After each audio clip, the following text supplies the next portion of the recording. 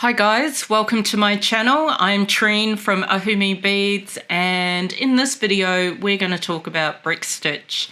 So brick stitch is one of the fundamental stitches that you will learn with bead weaving, probably the first stitch that you will learn. So we're just threading a size 10 needle with nylon thread, and we're going to pick up 2 beads.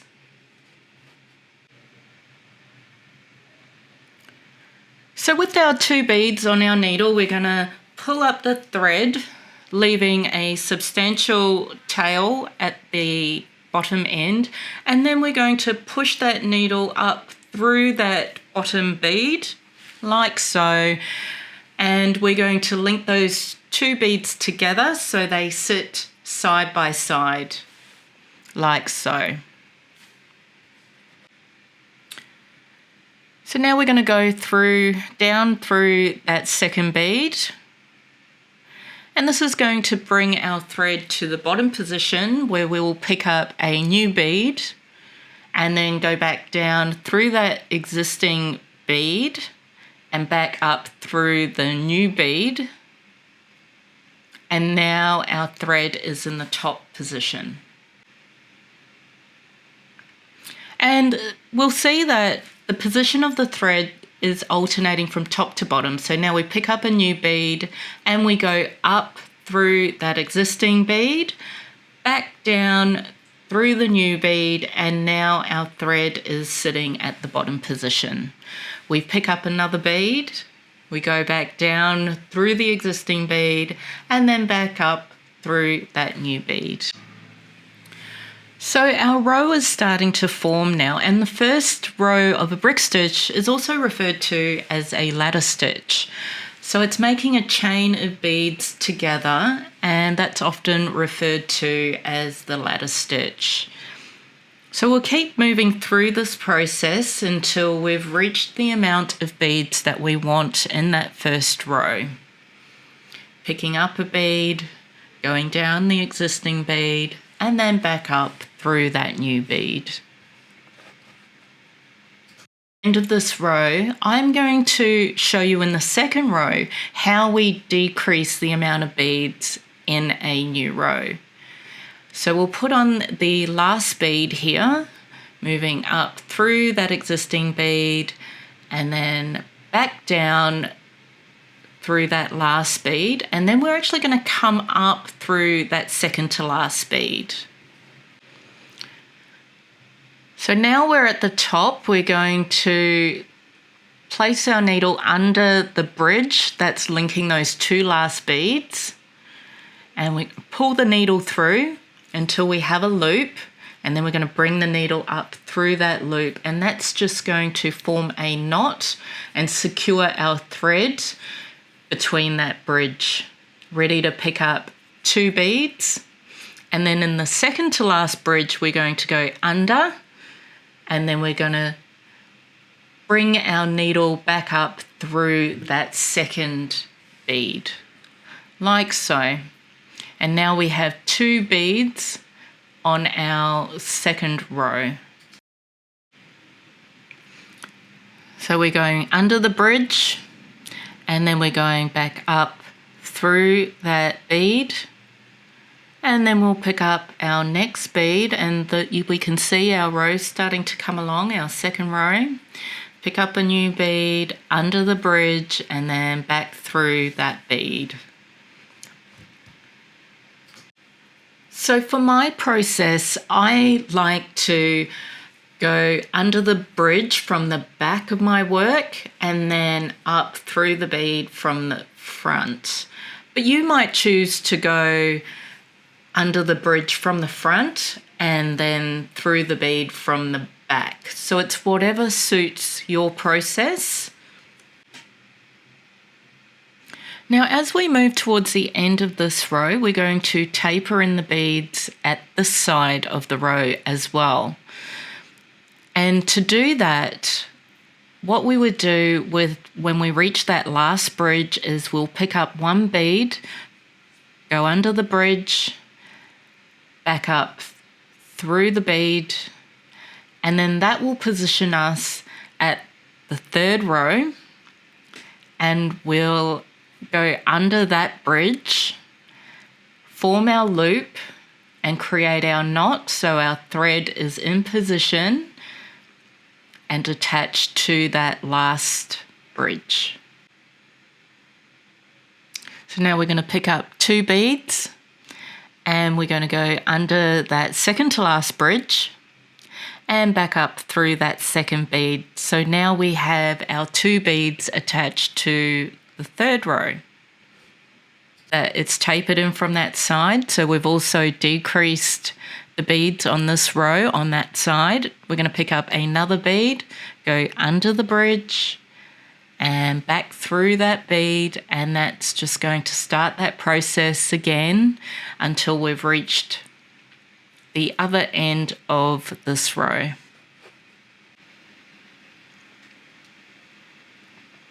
So we'll just follow that same process, going under the bridge, back up through the bead. We pick up our bead, we go under the bridge and back through, up through this bead.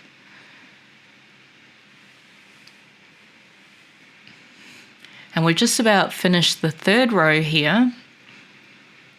And like before, we're going to decrease on the side as well. So we'll pick up our last bead, we'll go under the bridge and we'll go back up through the bead. And essentially what we're creating here by tapering in on both sides is we're starting to form a triangle. And this is quite common when creating fringe earrings. So you'll have your triangle base of the earrings, and then you'll have your fringe at the bottom of that triangle. Quite a good first project. If you're thinking about that first project, try some fringe earrings.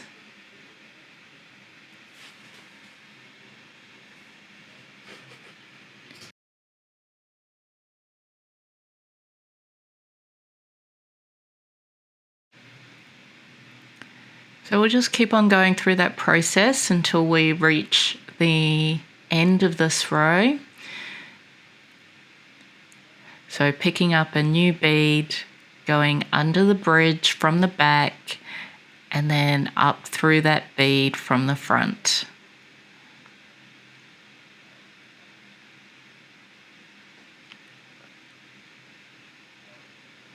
Same again, pick up a bead under the bridge, and then back up through that bead.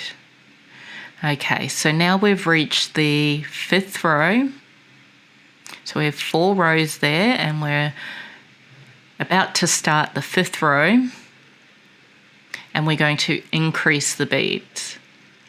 So we're going to stay where we are. We don't need to knot it. We're going to pick up 2 beads, and we're going to go under that bridge, under that first bridge, and then see we've got a little bit of overhang with that first bead on that row.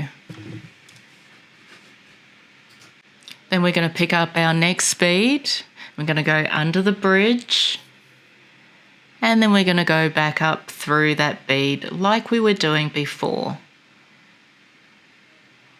And pick up a bead under the bridge, and then back through that bead.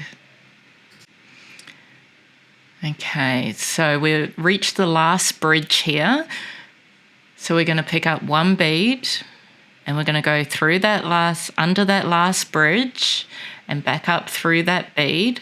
And now this time, because we want to increase the beads on this side of the row as well, we're going to pick up another bead, and then we're going to go under that same bridge, and that's going to attach that bead, and then we're going to go back up through that bead. So we've got 2 beads on that 1 bridge as well. And same thing again with this row, we're going to increase the beads. So we're going to pick up 2 beads, and then we're going to go under that first bridge, and then back through that second bead, and now we have one of those beads hanging over the side because we've increased our beads on the side of the row. We'll start again with the process, picking up a bead, going under a bridge and going back up through that bead, picking up a bead, going under the bridge and then back up through that bead. So we're getting close to the edge of this row, and I'm going to step you through the process again of increasing the beads on this side as well. Okay, so we've come up to our last bridge. We pick up a bead, we go under that last bridge and we come back up through that bead, and then we're going to pick up another bead and we're going to go under that same bridge, and that's increasing the beads on this side as well.